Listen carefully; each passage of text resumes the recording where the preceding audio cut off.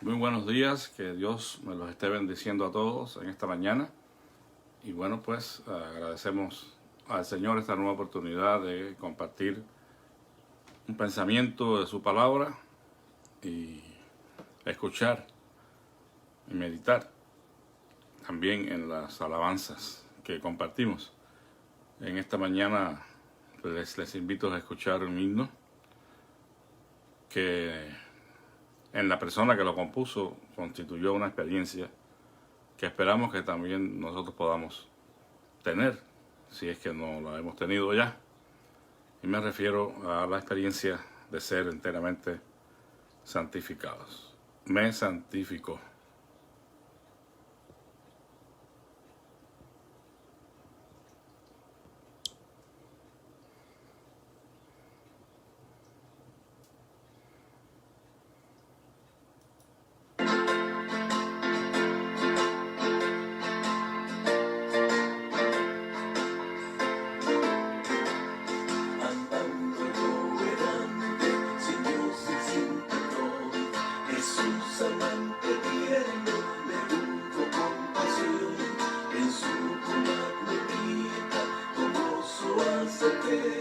De gracia infinita mi alma llena fue, me santificó con su gran poder, en aquel instante cambio yo sentí, su gracia me llenó y transformó mi ser, el amor triunfante vino sobre mí, en abrumante prueba sentía desmayar, me di potencia nueva para poder triunfar, glorioso omnipotente, mi alma tiene sed de tu preciosa fuente de gracia y merced, me santificó con su gran poder, en aquel instante cambio yo sentí, su gracia me llenó y transformó mi ser,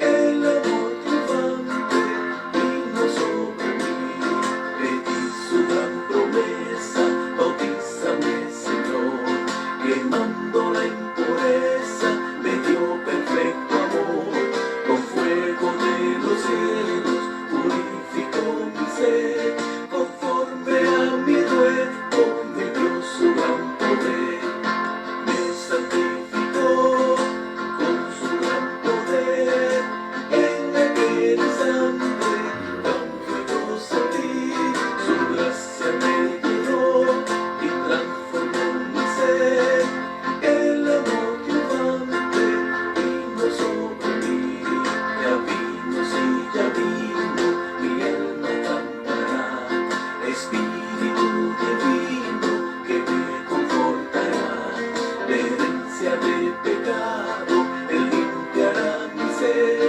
mi vida ha cambiado, glorioso amanecer, me santificó con su gran poder, en aquel instante cambio yo sentí, su gracia me llenó y transformó mi ser, el amor triunfante vino sobre mí.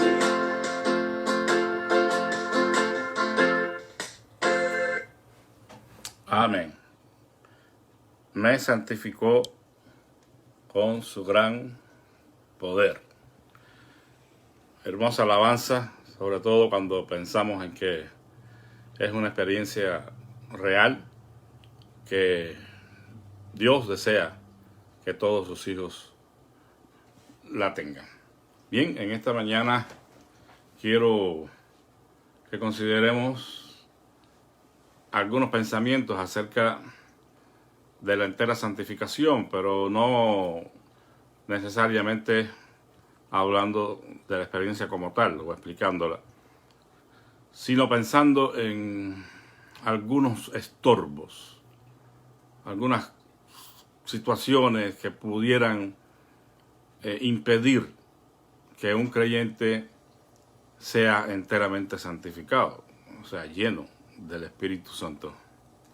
Yo creo que el hecho o la verdad de que tenemos que andar en el Espíritu no es un asunto que se ponga en tela de juicio por ninguna denominación cristiana. Todo verdadero cristiano aceptará de que la voluntad de Dios es su santificación, que separados para Dios de las tinieblas a su luz, vivan la vida que le agrada a Dios. Y el vivir esa vida que agrada a Dios, o para vivir la vida que agrada a Dios, es necesario ser llenos del Espíritu Santo, ser enteramente santificados, como quiera entenderse en cuanto a la terminología. La terminología que se use es un tanto indiferente. Lo importante es aceptar el hecho de que tenemos que ser llenos del Espíritu Santo, porque se hace muy evidente en las Escrituras esta verdad. Tenemos que vivir vidas que traigan alabanza y honra al nombre de Dios. Y el continuo llamamiento de Dios en su palabra es que vivamos en santidad, que vivamos llenos del Espíritu Santo, absteniéndonos de los deseos carnales que batallan contra el alma. Sin embargo, aunque este es un asunto que es irrefutable, que es bien aceptado por todos, hay una pregunta, ¿no? Si esto es tan vital, si es tan importante, si es aceptado por todos los cristianos, ¿cuál es la razón por la que existen tantos cristianos que no viven una vida llena del Espíritu Santo, en santidad? Una vida de devoción a Dios, una vida de servicio a Dios. Bueno, lo que yo quiero considerar en esta mañana son 4 estorbos que pudieran impedirnos estar viviendo una vida llena del Espíritu Santo, una vida de un creyente enteramente santificado. Y el primero de estos estorbos es el pecado no confesado. Cuando hablamos de un pecado no confesado, evidentemente estamos hablando en el contexto de ya los que son cristianos, porque esto no es un asunto relacionado al mundo incrédulo, ¿no? Porque el pecado no confesado no es un estorbo para los incrédulos, para ser santificados, y ni siquiera han sido salvos, ¿no? Porque ellos no pueden, de hecho, recibir el Espíritu Santo. Cuando Jesús habló a sus discípulos y él habló del Espíritu Santo, le dijo: el Espíritu de verdad, el cual el mundo no puede recibir porque no le ve ni le conoce. Juan 14, 17. Es decir, que entonces están descartados los incrédulos, los que no se han arrepentido, porque ellos necesitan primero arrepentirse de sus pecados y tener la seguridad del perdón de Dios. Entonces no puede ser santificado. Tiene que ser primeramente perdonado. El pecado no confesado entonces está relacionado con el creyente que ya ha sido regenerado, que ya ha sido salvado por la fe en Jesucristo. Sus pecados han sido perdonados, sus pecados actuales o de hechos, es decir, todos aquellos pecados que había cometido durante toda su vida hasta el día de su conversión. Ahora esos pecados han sido perdonados. Ha sido esta persona separada para Dios, limpiada de todos esos pecados actuales. Para estos dice la Escritura que no hay condenación alguna, porque ya están en Cristo Jesús. Dice, y ninguna condenación hay para los que están en Cristo Jesús. Romanos 8:1. Los que no andan conforme a la carne, sino conforme al Espíritu. Hay unas palabras de John Wesley que yo quiero leerles con relación a esto.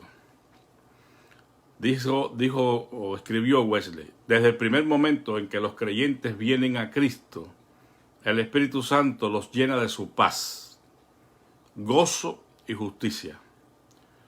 Una de las razones por las cuales tienen paz y gozo es que ya el creyente no siente condenación por los pecados pasados, ni tiene un sentido de culpa, ni miedo ante la ira de Dios. Están liberados del miedo evidente, tan característico de la experiencia del arrepentimiento. O sea, vinieron a Cristo, se arrepintieron y hubo una expectación allí de juicio ante la violación que se había cometido de la ley de Dios, pero al ser perdonados, entraron en paz con Dios y fueron justificados. Dice Romanos 5:1, justificados pues por la fe, tenemos paz para con Dios. Entonces, estos cristianos han recibido el Espíritu y pueden decir, Abba, Padre. Ya no son esclavos, sino hijos. Y la paz de Dios gobierna en sus corazones. No son condenados por los pecados presentes porque no han cometido ningún pecado externo, y mientras no se dejen arrastrar por los pecados internos, no serán culpables de ellos. Y termina Wesley diciendo, tampoco son condenados por nada que esté fuera de su control y poder, o por debilidades y flaquezas involuntarias. Esto lo escribió John Wesley en un artículo o sermón, Las primicias del Espíritu. Ahora bien, sin embargo, a pesar de que no hay condenación para los que ya están en Cristo, el pecado todavía es un problema serio para ellos. El pecado en los creyentes crea separación con Dios. Dice la Escritura que no se ha acortado su mano ni se ha agravado su oído para su pueblo, sino que vuestros pecados, dice en Isaías 59:1-2, han hecho división entre ustedes y mí. O sea que el pecado entonces en los creyentes trae la falta de comunión con Dios, la cercanía a Dios. Se afecta producto del pecado. No hay prosperidad espiritual, porque dice la Escritura que el que confiesa sus pecados y se aparta alcanza la misericordia, pero el que no lo hace, pues evidentemente, pues la relación con Dios se va agravando, ¿no?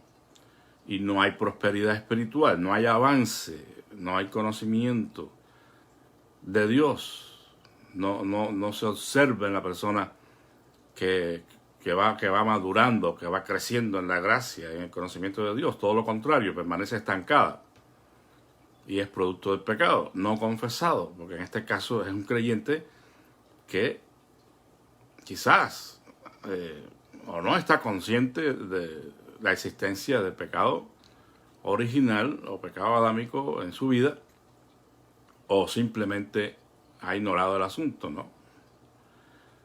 Pero definitivamente el pecado no confesado trae la pérdida de la comunión con Dios. Y usted puede leer el Salmo 51 y se dará cuenta allí cómo es que David ruega al Señor por un corazón nuevo y un espíritu nuevo dentro de él, y que le vuelva o le regrese el gozo de la salvación. Tenemos que andar en la luz, según las Escrituras en 1 Juan 1:7. Tenemos que andar en la luz de Dios, que la luz de Dios es la que nos guarda de andar en las tinieblas. Entonces el pecado no confesado es un estorbo para ser enteramente santificado, y muchas veces hay cristianos que abrigan algún pecado que todavía no están dispuestos a renunciar a él, a confesarlo, a arrepentirse delante de Dios, y evidentemente esto impide la comunión con Dios e impide que sean llenos del Espíritu Santo. Ahora, un segundo estorbo tiene que ver con la falta de ver la necesidad. O sea, no entender la diferencia entre pecados cometidos y el pecado original o heredado. Como lo llamó Wesley, pecado exterior y pecado interior. Cuando Wesley habló de pecado exterior, dice que en este caso ya no es un factor mayor en la vida del creyente que ha sido salvo, ¿no? Porque tiene que ver con la conducta exterior, es decir, una infracción de la ley. Nosotros podemos violar la ley de Dios cuando cometemos un pecado de hecho, ¿verdad? Exterior. actual y voluntaria es esa infracción de la ley que se comete con pleno conocimiento y en perfecto juicio de lo que se está haciendo. Es una infracción de la ley revelada y escrita que todos conocemos, de cualquier mandamiento, reconocido como tal al momento de cometerse la infracción. O sea que en ese momento, cuando la persona comete ese pecado exterior, consciente de que está violando la ley de Dios, esa persona ha pecado, ¿no? El pasaje que quizás o probablemente el hermano John Wesley tuviera en mente a la hora de escribir esto, lo encontramos en Primera de Juan. Y quiero leérselos para que quede mucho más claro en nuestras mentes. Primera de Juan 3, versículos del 4 al 9.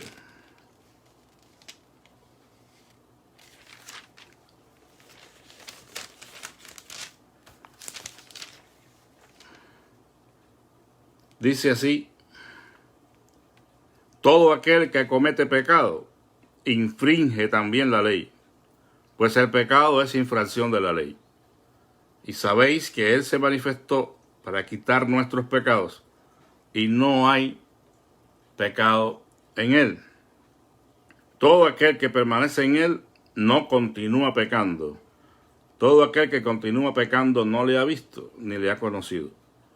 Hijitos, nadie os engañe. El que practica la justicia es justo, como Él es justo.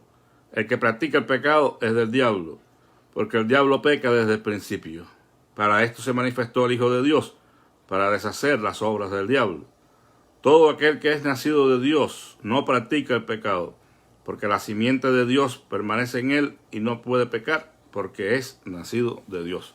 Pero aquí el problema está en que el creyente salvo no puede diferenciar entre los pecados cometidos, los pecados externos, y la condición de pecado heredada de Adán, que es una condición, no es un pecado de hecho, es una condición de pecado, a algo que hemos heredado del primer hombre que pecó.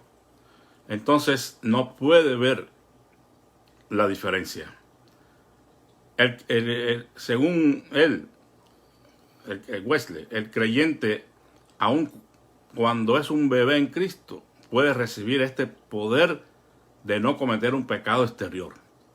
O sea, Wesley estaba convencido de que una persona que nace de nuevo y conoce a Cristo como su Señor y Salvador, obtiene de parte del Espíritu Santo de Dios el poder para no cometer pecados exteriores. O sea, no es que va a dejar de pecar para siempre, pero la vida que ahora vive es una vida nueva en Cristo y se va a observar una abstinencia de los pecados. Él no va a seguir pecando habitualmente como lo hacía antes. Eventualmente puede pecar porque no hay hombre que no peque, pero el pecado es la excepción y no la regla. Antes, en su vida sin Cristo, era la regla, era lo que dominaba su vida.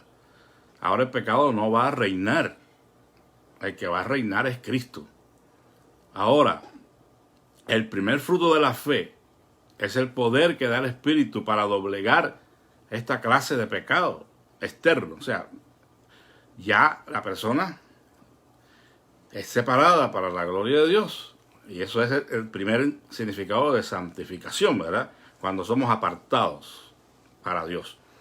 Pero hay una limpieza de los pecados, hay un perdón, hay una nueva vida que se nos imparte, que es la vida de Dios, la naturaleza divina, que nos va a ayudar ahora para que no vivamos en pecado.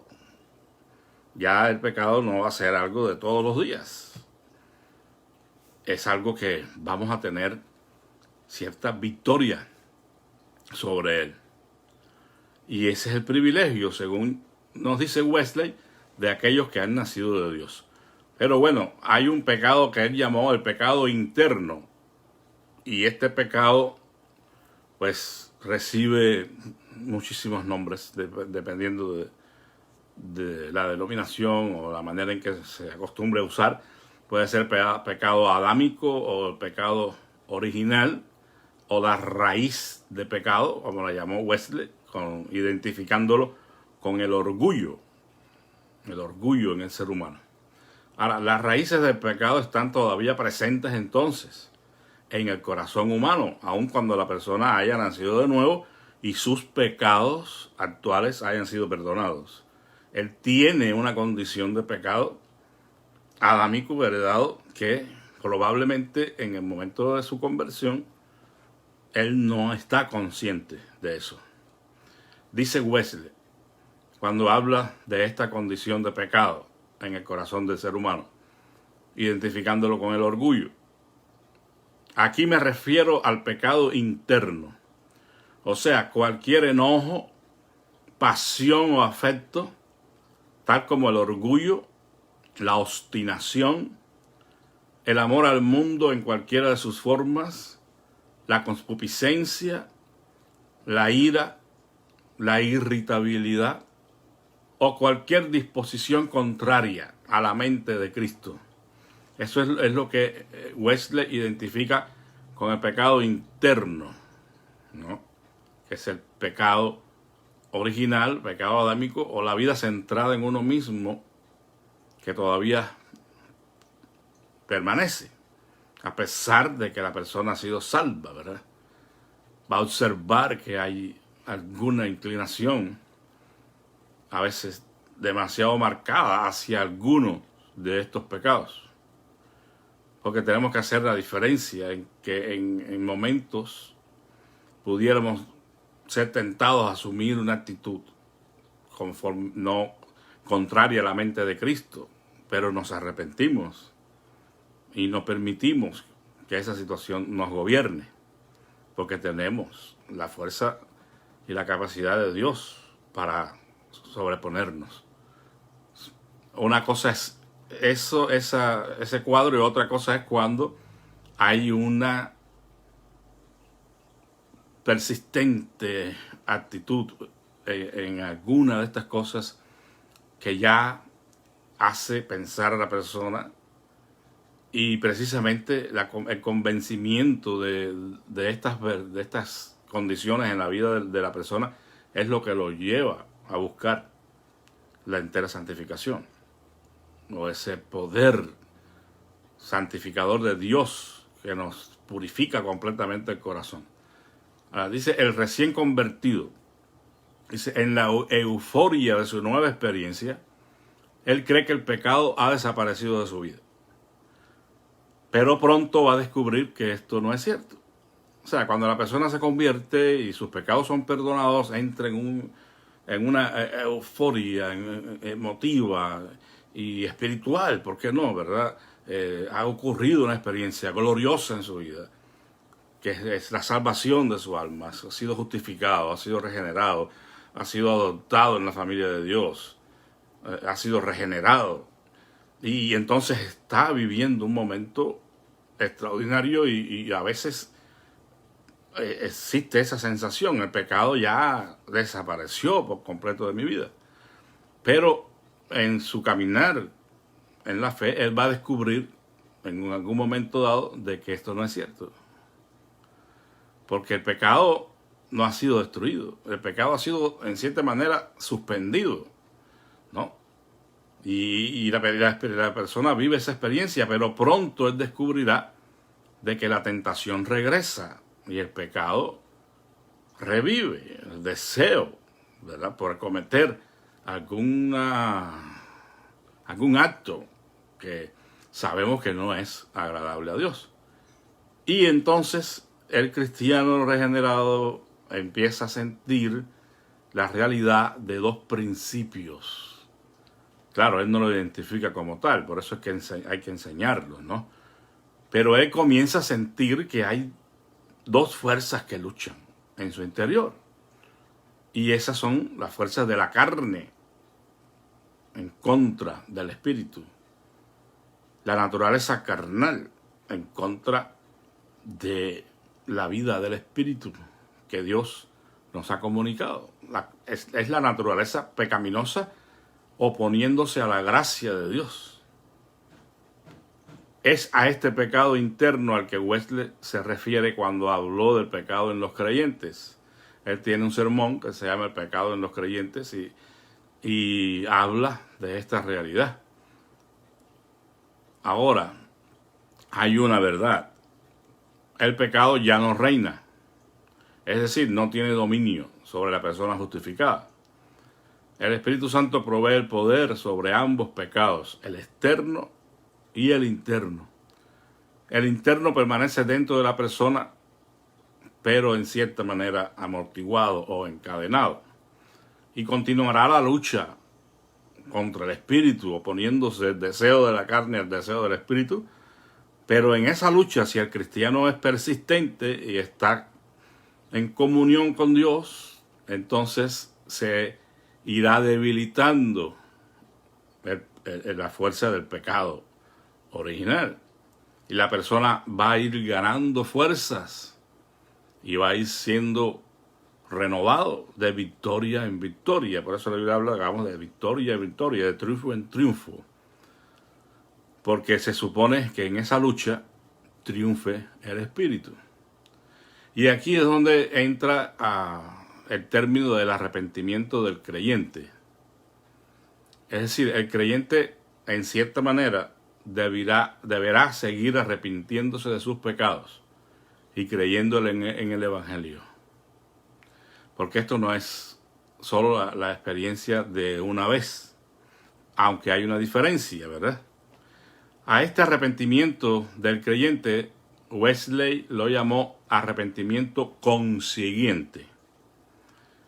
En palabras de Wesley, este arrepentimiento consiguiente no debe confundirse con el arrepentimiento previo, que es el que lleva a la justificación. Es decir, el día que te convertiste, el día que creíste en el Evangelio y recibiste a Cristo como tu Señor y Salvador y te arrepentiste de todos tus pecados, ese fue el arrepentimiento previo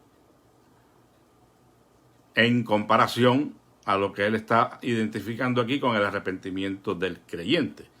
Es decir, este arrepentimiento no incluye un sentido de culpa, ni de condenación, ni tampoco de la ira de Dios. Eso ocurrió en el arrepentimiento primero, en el día que nos arrepentimos. Nos sentimos culpables, condenados y bajo la ira de Dios. Pero eso ya pasó porque Dios nos perdonó. Sin embargo, hay un arrepentimiento del creyente.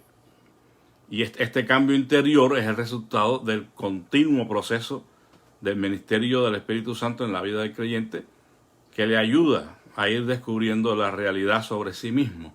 Es decir, que en ese proceso ya en que vamos caminando con Cristo en la salvación, vamos descubriendo a Dios, vamos conociendo su palabra, pero también nos vamos conociendo a nosotros mismos. Por eso es que la Biblia habla que que una de las figuras que se usa es que la Biblia funciona como un espejo, porque en ella nos vemos tal y como somos, espiritualmente hablando, y descubrimos entonces en cada paso que vamos dando nuestra condición y cuánto necesitamos que Dios obre en nuestro ser interior. Y aquí entonces entra a jugar un papel fundamental o un rol fundamental la fe que nos ha sido dada, porque es la fe que nos ha traído la salvación por la gracia de Dios. Y de la misma manera que la fe nos salva, o Dios nos salva por medio de la fe en el primer momento que acudimos a Él, también esa fe que obró el poder del arrepentimiento previo, ahora nos acompañará en el arrepentimiento consiguiente.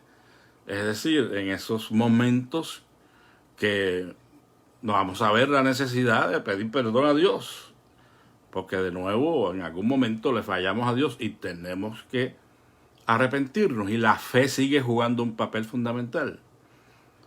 Pablo dijo en una de sus cartas, escribió, dice: de la misma manera que recibisteis al Señor Jesús, andad en él. Y nosotros lo recibimos por la fe.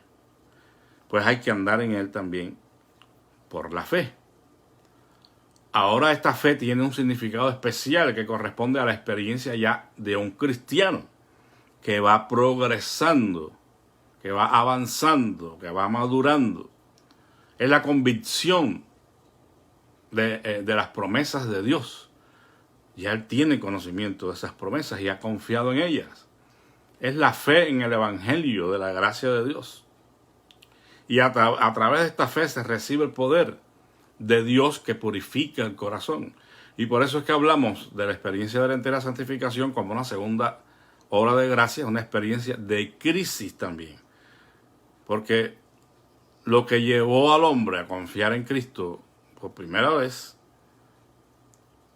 fue una crisis espiritual, cuando entró en conocimiento de quién era y cómo había ofendido y pecado contra Dios, y que era digno de la condenación. Eso tuvo que producir un impacto grande en la vida de la persona, y por eso se arrepiente y confía en Cristo.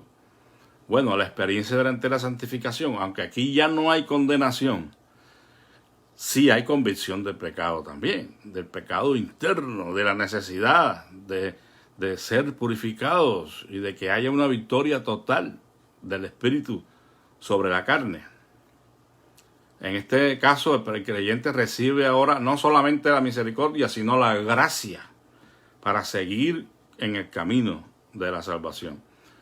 Por eso es que una de las figuras que usamos nosotros en nuestra doctrina, en nuestra teología, es el camino de la salvación, porque vamos siendo salvos.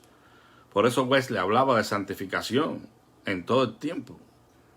Antes, durante y después, siempre.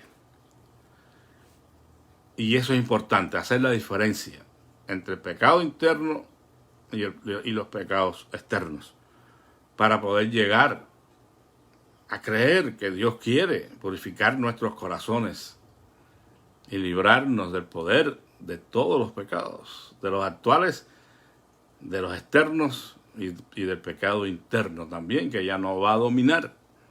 Ahora va a ser nuestro siervo y no nuestro amo.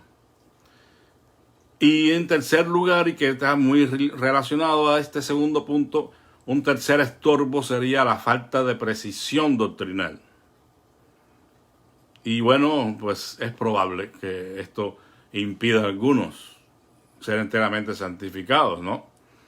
Por ejemplo, cuando la persona cree que la santificación se recibe por crecimiento, y en algún momento la recibe después, o simplemente hay un crecimiento en santidad.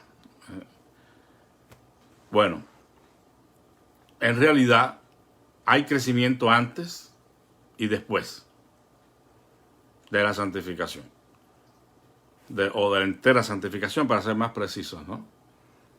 O sea, desde el momento que usted comienza a caminar con Dios en Cristo, ya está creciendo y ha sido santificado. Y va creciendo hasta que llega al convencimiento de que necesita una experiencia de purificación en su corazón con el Espíritu Santo de Dios.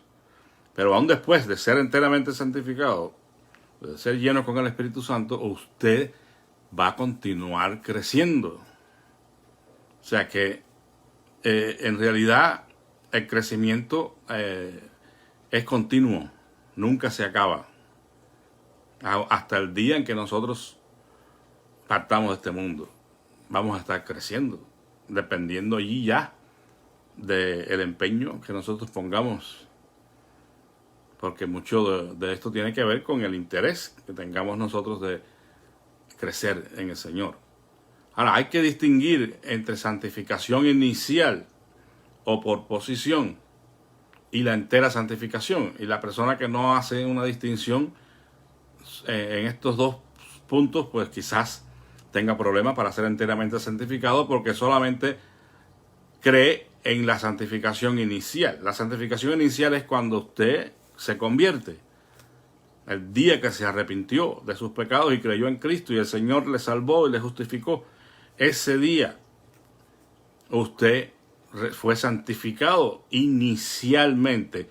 O sea, se comienza su proceso de santificación. Se le conoce por posición también porque está en Cristo. De modo que si alguno está en Cristo, nueva criatura es. Y las cosas viejas pasaron y aquí todas son hechas nuevas. O sea, antes estábamos en las tinieblas, ahora estamos en la luz. Antes estábamos sin Cristo, sin Dios, sin esperanza en el mundo.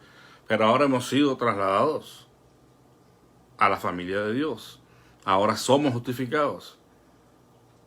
Somos santificados, somos regenerados. Todas esas cosas que ocurren en el comienzo. Esa es la santificación inicial o por posición. Pero la entera santificación viene después de eso, en algún momento donde el creyente descubre la necesidad que tiene de ser enteramente santificado y entra en esa otra experiencia de crisis, donde no hay condenación, no hay sentido de culpa, pero sí hay un reconocimiento de que algo falta en la vida nuestra. Creer que llega a la hora de la muerte es otro error que puede impedir que alguien reciba la entera santificación porque la está esperando para cuando se muera. Bueno, tengo que decir que esto no es la entera santificación, lo que se recibe en la muerte. Cuando uno muere, lo que sucede es que somos glorificados. Se conoce como la glorificación. Y en una manera, vamos a decir, muy literal, realmente todavía había que estar esperando a que seamos glorificados en la resurrección. Pero bueno, entramos, vamos a decir, en el primer paso, en el primer proceso para ser glorificados. Por lo que tenemos que puntualizar que el trato que Dios tiene con el pecado ocurre en esta vida, no después de ella. Todo lo que Dios va a hacer con nosotros en relación a nuestro pecado lo va a hacer aquí en la tierra. Por eso la entera santificación es aquí en la tierra. Otro error es creer que la santificación y la justificación se reciben al mismo tiempo. Bueno, esto es cierto si hablamos de la santificación inicial, porque el problema es que a veces nos faltan los sustantivos, ¿no? Y hablamos muy a lo indio, digamos, en términos teológicos, comiéndonos palabras. Si nosotros decimos, creo que la santificación y la justificación ocurren al mismo tiempo, no haciendo alusión a la entera santificación, pues está bien. Pero aquí tendríamos que decir que la santificación aquí que se menciona, pues aunque es la entera santificación, no se aclara. Por eso dice que la persona cae en el error cuando cree que la santificación, asumiendo que es la entera santificación, y la justificación se reciben al mismo tiempo. Bueno, tenemos que decir que no. La santificación inicial y la justificación sí ocurren al mismo tiempo. Porque en el mismo momento que somos justificados, somos santificados, somos apartados para Dios. Pero no ocurre la purificación completa del corazón de todo pecado, del pecado original. Y algunas personas caen en este error y creen que las dos cosas se reciben al mismo tiempo.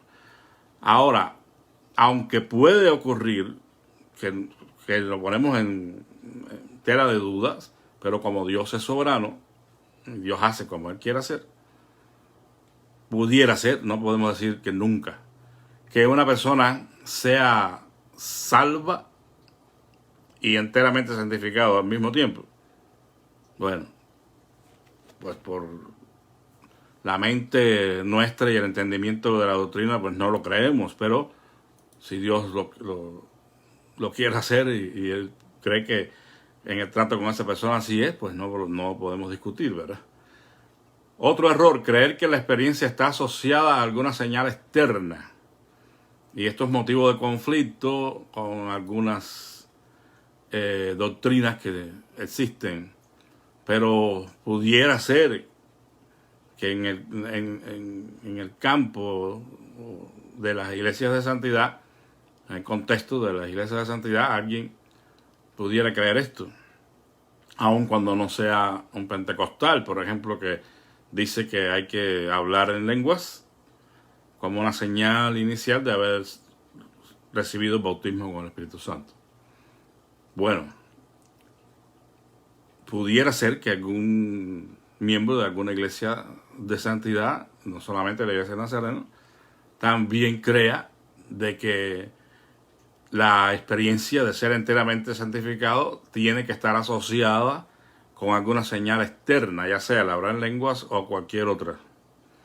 Bueno, eso pudiera también crear un problema para que esa persona sea enteramente santificada, porque ya dijimos que la entera santificación ocurre por fe, como de la misma manera que creímos y fuimos salvos por la fe, fuimos o somos santificados también por la fe. Y hay solamente creyendo que Dios nos otorga esa gracia, es que la podemos recibir y no hay necesidad de ninguna señal externa. Pero tampoco decimos que no pueda ocurrir, ¿verdad? No encerramos a Dios en una caja de fósforos. Y finalmente, el creer que no se puede ser santificado totalmente en esta vida. Algunos dicen, bueno, de cualquier manera no podemos ser santificados totalmente en esta vida, porque esto está muy parecido a lo de la glorificación, ¿verdad? Que se recibe en la muerte. Pero no, la Biblia habla de que tenemos que ser enteramente santificados en esta vida, y el mismo Dios de paz os santifique por completo, y todo vuestro ser, espíritu, alma y cuerpo sea guardado irreprensible hasta la venida del Señor Jesucristo.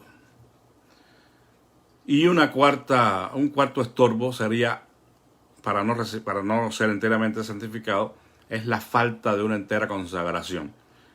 Y para mí este es fundamental, porque yo creo que Dios, aunque no tengamos una comprensión precisa de todas estas cosas, puede santificar a un alma que se entrega completamente a Él, aun cuando no tengan conocimiento de estos términos, porque a veces podemos tener un conocimiento muy preciso de todas estas terminologías teológicas y la doctrina, pero si no nos hemos consagrado completamente a Dios, jamás seremos enteramente santificados.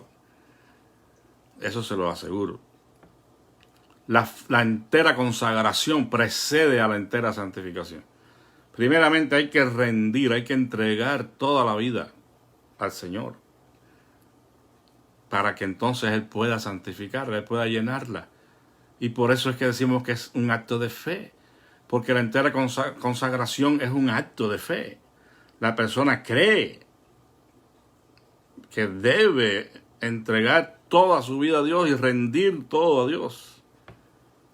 Entonces, cuando ocurre eso, que le entregamos todo a Dios, Él nos da su Espíritu Santo, en términos ya hablando de la entera santificación, porque recuerden, el Espíritu Santo se recibe en la conversión.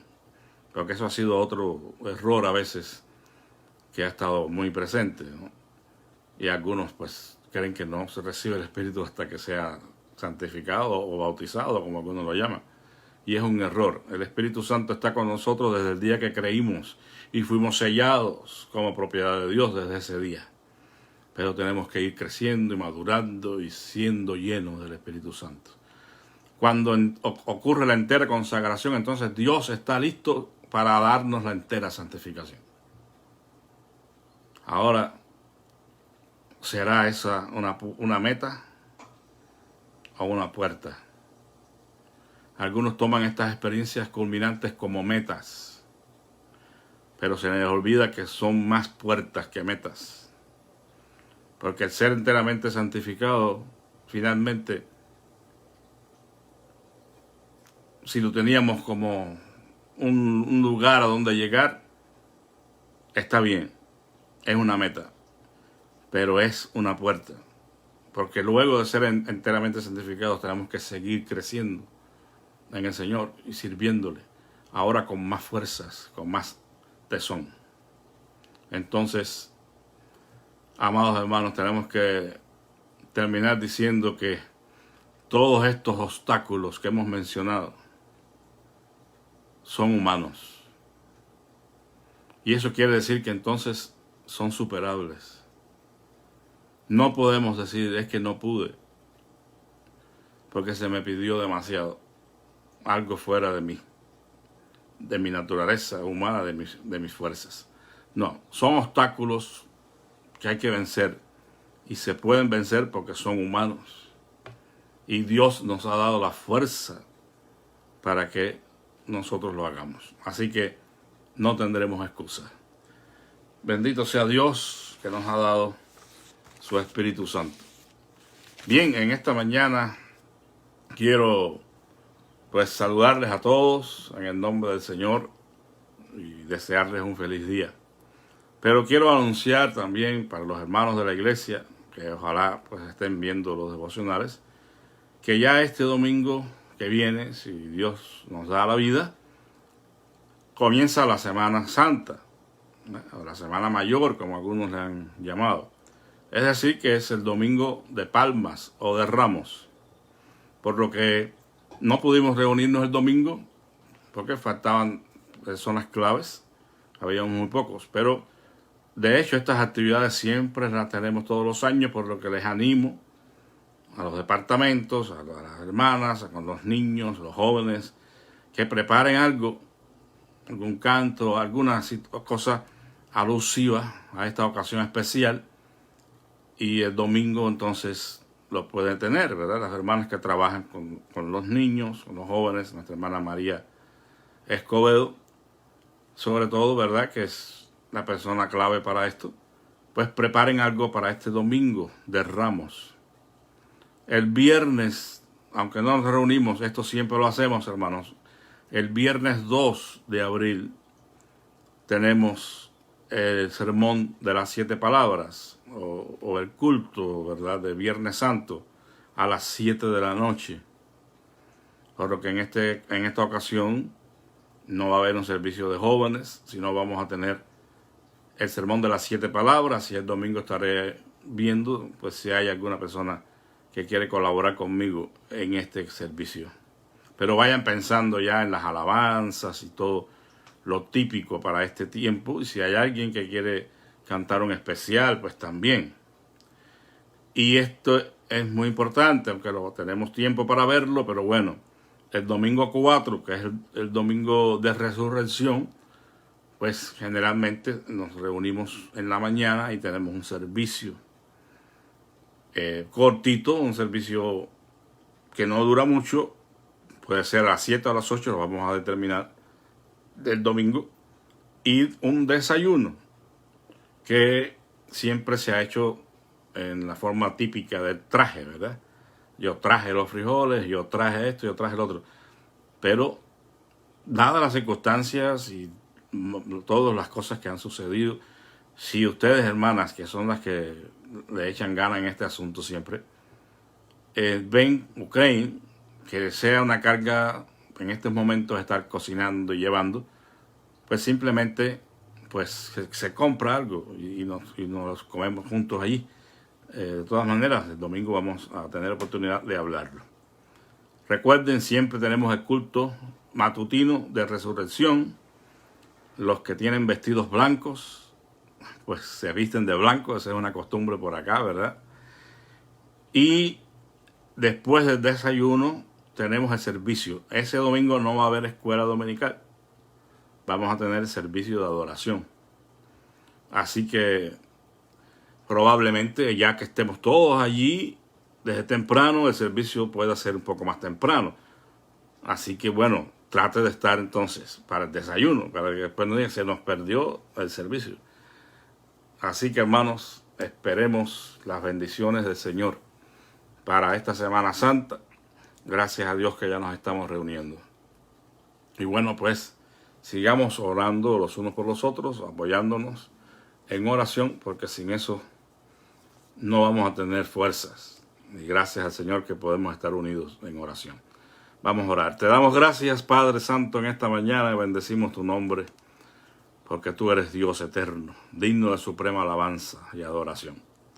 Gracias, Padre Santo, te damos por el llamado que nos has hecho a la salvación, que incluye esta gloriosa experiencia de la entera santificación, de estar puros y santos en nuestros corazones con el poder de tu Espíritu Santo, para servirte, Señor.